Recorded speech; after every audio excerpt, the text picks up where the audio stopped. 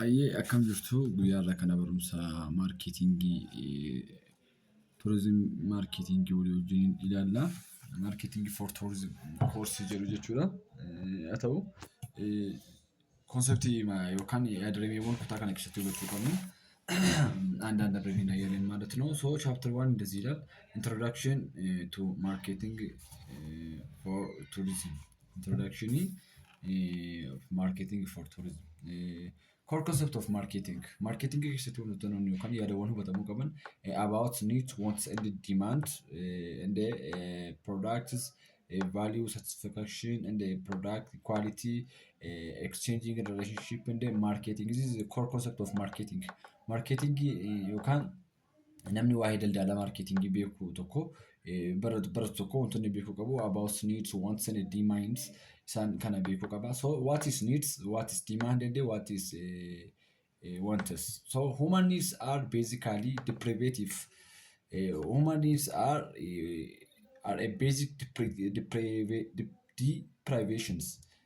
Wants are cultural shaped expression of needs and the demand arise when wants are separated by purchasing powers. Fedhiin dhala namaa yookaan needs wants wantoonni nu jennu demand kan nu jennu fedha kumsaanii afaan oromootiin gaafa kallattii kennu garuu immoo human needs yookaan human needs are basically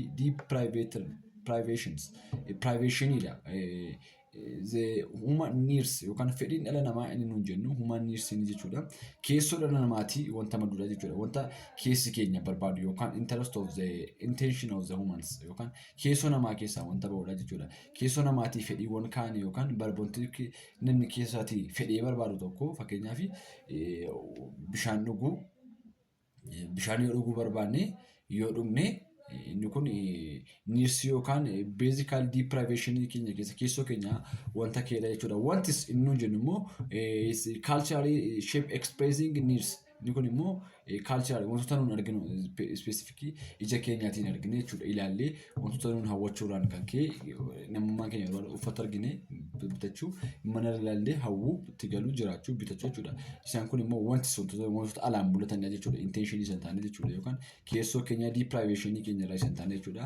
Needs kan nuun jennu immoo demands inni nuun jennu immoo demanding immoo arise when wants are supported by purchasing the powers. Fedhiin keenya yookaan maallaqaan humnaan gaafa purchase keenyaanii groozii taanu wanta nuun bitannu jechuudha. Fakkeenyaaf namni tokko needsiif wanti dirqama keessa isaatiif kan ka'ee fi hawwii bitachuu danda'a. Fakkeenyaaf wantoota akka televezyiinii mana isaa keessatti namni dirqama mitiin garuu immoo maallaqa qabaatee purchase the human purchases when we reach how to buying getting or our demands fedhii isaa kana guutuu jechuudha. Gaafa maal ta'u gaafa so demand kan inni jennu gabaabumatti kan inni bakka bu'u demand kan inni bakka bu'u purchase yookaan maallaqa gaafa argannu wanta nuun godhudha. Needs kan inni jennu immoo needs inni nu jennu immoo fedhii keessoo keenyadha. Wanti inni nu jennu immoo tunuuni purchasing cultural purchase expressing wanti inni godhudha jechuudha. Product jechuun maal jechuudha? Concept marketing keessatti toppikiiwwan hubatamuu waan qaban waan ta'eef jechuudha. Product jechuun maal jechuudha? Product is anything that is satisfy or a needs or what is including physical body, physical goods, expressing and service. Wanta kamiyyuu ta'e wanta namni fedha namaa keessa wantoota mul'atan isa ta'u wantoota mul'atan isa ta'u wantoota gursi experience service tajaajilli dhiyeeffamu kamiyyuu product jedhama jechuudha. Fakkeenya wanti kamiyyuu jechuudha. Wanti kamiyyuu anything satisfying needs or wants are including physical goods and the service and experience and the service. Goods and the experience and the service is what say product. Product ni wanta kamiyyuu dhiyeessiin godhamu kamiyyuu product jedhama jechuudha. Product jechuun nyaata duwwaa miti. Product humna namaati jechuudha. Service jechuudha. Others marketing keessatti concept marketing keessatti wanti hubatamuu qabu waa'ee value, satisfaction, quality. Value jechuun gatiin waa tokko olaanudha. Satisfaction inni jedhamu waa'ee hirkaataa yookiin itti quufisa jechuudha jennuudha. Quality inni jedhamu qulqullina waan dhiyeessii keenya jechuun qulqullina nama bitatu keenya standardii wantoota sanaa beekuu jechuudha. Customer seek value. Customer keenya seek value gatii irratti wantoota jechuudha. Bittaa tokko gaafa raawwatu namni price waa sana hammam jedhee waan ilaaluuf seek value godha. And others just satisfaction based based on expectation satisfaction muuxannoo qaburraa ka'ee satisfaction waan sanatti qofuusaa isa kanas namni giddu galeessan godhata marketing keessatti and the other associated with quality defecting free satisfactors experience muuxannoo kana dura qaburraa ka'ee itti qulqullina isaa wal bukkee qabee badamee jechuudha. Namni tokko kophee lama qabu yoo ta'e kophee isa lamaffaa gaafasu experience kana dura irratti hundaa'ee kopheen kun immoo qulqullina isaa akkamii jedhee akkuma ilaallatu quality waan sanaa yaallachuudha. So marketing keessatti value satisfaction quality product ni wanti sana demand wantoota kana beekuutu nurra jiraata jechuudha. Concept of marketing keessatti jechuudha. And the others exchanging relationship hariiroo jechuudha. Namni daldala tokko yookiin marketing tokko keessatti hirmaatu hariiroo qabaachuu irra jiraata. Hariiroonis mala nagadaa keessa isa tokko maal ta'eef jechuudha. Marketing is revolving around exchanging, creating transaction and fostering long-term relationship with the customer. Namni tokko daldala keessatti gaafa hirmaatu hojii haaraa tokko jalqabuudhaafis yookaan hojii isa sana involve godhee guddifachuudhaaf transaction fostering long-term relationship with customer hariiroo dheeraa ta'e tokko qabaachuu irra jiraata maamila isaa jechuudha. So in other way, marketing. What is marketing? What is market? Marketing and marketing is a difference. So in the short, market means a space of actually potentially buyer interacting with the sellers. Marketing in market in any IGN of brand company jechuudha. Any IGN of brand company market in bakka bitataa fi gurgurtaan iddoo isaatti market is only the meaning of market is a place. Other topic understanding is in chapter 1 on introduction of tourism marketing. What is market and what is marketing management? Akkuma jalqabsiisu turbaadhe market jechuun bakka gurguraadha. Marketing jechuun immoo systemidha. Marketing is involving understanding fulfilling. Marketing kan inni jennu involving understanding and fulfilling customer needs through exchanging guide by analyzing planning and implementation. Marketing kan inni jennu fedhii yookaan fulfillment customerii wanta maamilli keenya nurraa barbaadu fedha isaa isaaf guutuu exchanging guide analyzing planning and implementation karoora baasuudhaaf fi karoora baasne sana immoo raawwachuudhaaf wanti nuun goonu kan inni raawwannu marketingii keessatti jechuudha. Management marketingii keessatti jechuudha. Marketingii jechuun bakka market jechuun bakkadha. Marketingii jechuun immoo siistama yookaan adeemsadha jechuudha. So definition is the definition by expressing highlight or focus on satisfying human needs and influencing behavior of mutual benefit. Definition explain highlight focus satisfying of human needs. Fedhii yookaan maamila keenya yookaan namoota bitan irraa godhan satisfy yoo goone behavior benefiting keenya yookaan mutual benefiting keenya improve yookaan grow taatu adeemaa jechuudha. Inni nuun chapter kana keessatti hubannu tokko about marketing and marketing management isa kanadha jechuudha. Inni kan biraa important of marketing for hospitality industry. Hospitality industry keessatti yookaan industry hospitala keessatti marketing maaliif nu gargaara? The first essentially to computing in a dynamic customer centric industry. Competenting yookaan guddina competent dynamic customer yookaan maalidha competent gaafa jennu morkii jechuudha bakka yaa guddina dinagdee yookaan morkii dynamic customer industry guddina industry chatii fi bu'aa mataa isaatiin qaba jechuudha. Market daldalli jechuudha. Inni kan biraa immoo chain domination industrial requirement aggressively skilling management. Chain ijaarsawwan yookaan domination industry keenya aggressive dhaa fi scaling marketing akka isaan ta'aniif industry hospitality keessatti bu'aa mataa isaanii qabatu jechuudha. Inni kan biraa marketing management philosophy. Philosophy marketing management gurguddoo shantu jira.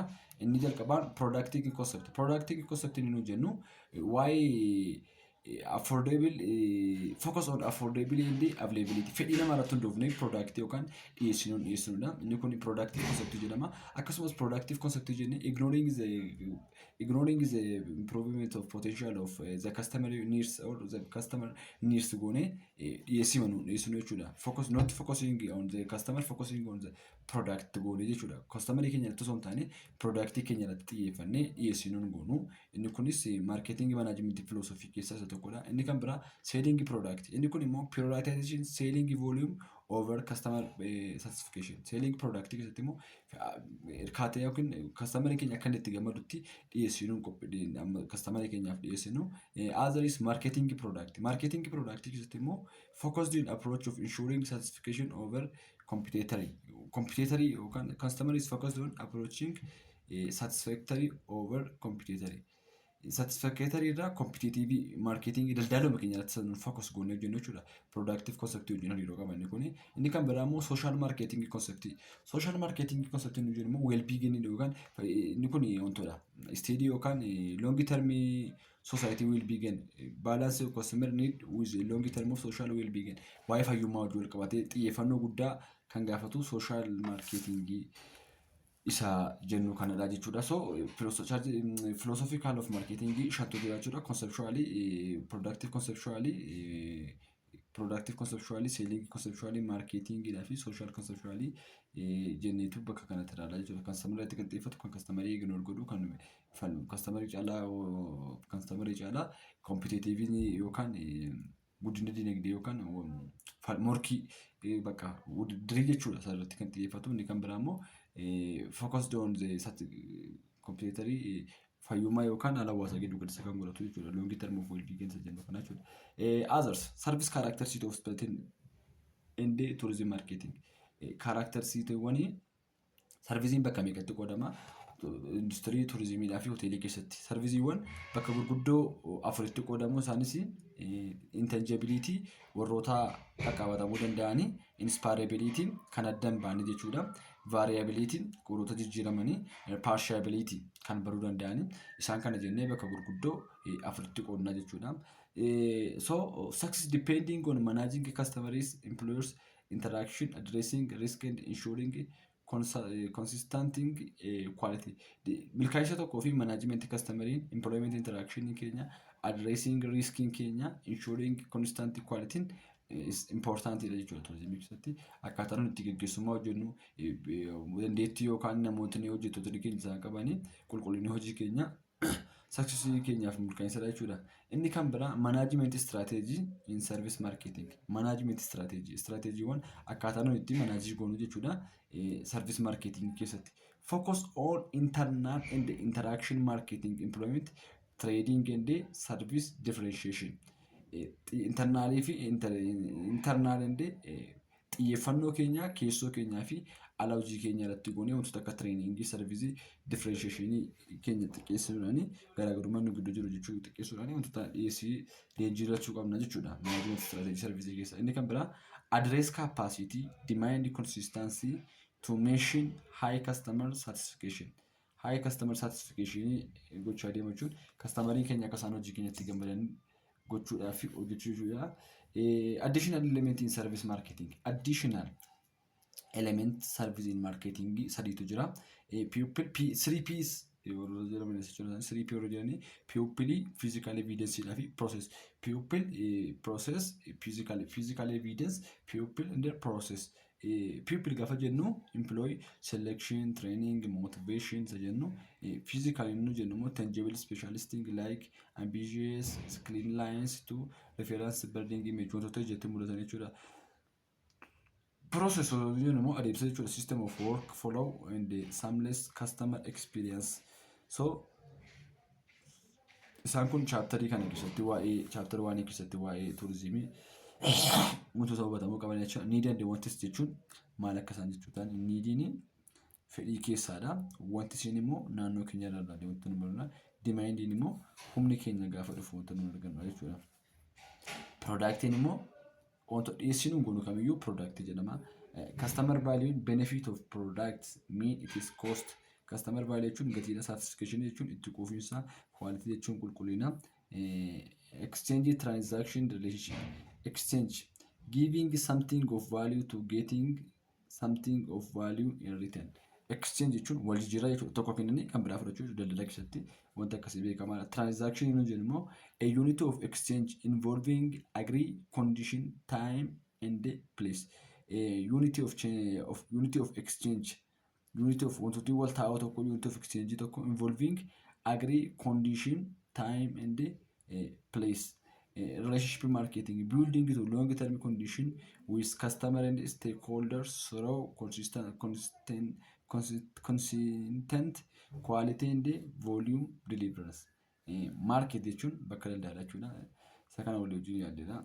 Walumaa galatti chapteriin kuni kana fakkaata. Chapter 1 dha kuni xiqqeessee kan qophaa'ee jiru yookaan kan inni qopheessedha. Gaaffii guyyaa darbamu waliin jirutti nagaan tura.